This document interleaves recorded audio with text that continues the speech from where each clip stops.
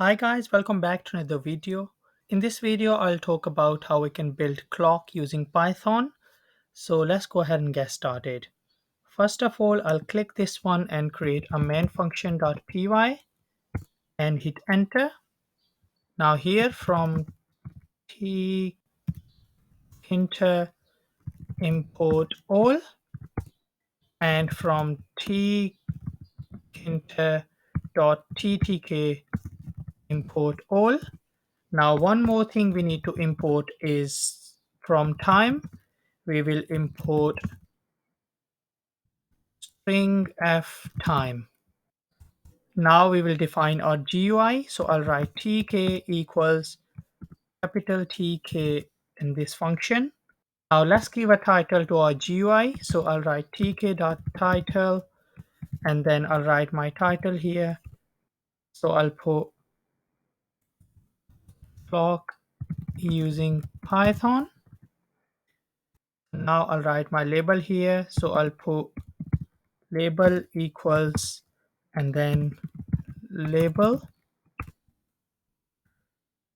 and then within the label I'll write this function which is tk. So I'll put tk and then I'll select my font here. So for the font I'll select Arial here, but you can choose any font you like. And then I have to give the size for that font, so I'll probably put 75. Sorry, you have to put font equals here. Next thing you need to do here is you'll select the background color. So I'll put background equals black, and then you have to give the color of the clock. So I'll put foreground equals, now again you can choose any color, but I'll select dark slate gray one. And then here we will pack our label.pack, and then we'll select anchor equals center. There's a mistake here, there's two equal signs. Now our code is ready to be used. All we need here is define a get time function so that we can get the time. So I'll put define get time. So I'll get the value of the time. So I'll put time val equals string f time. And then in here, I'll select the format I want to use. So here I'm doing the format for hour.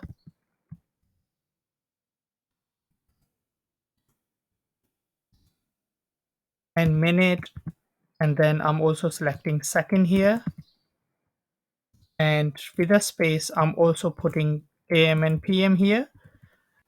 Now, one thing to remember here is that this format will give you time in 24-hour format. If you want a 12-hour format, I'll talk about that at the end of the video on how you can do that.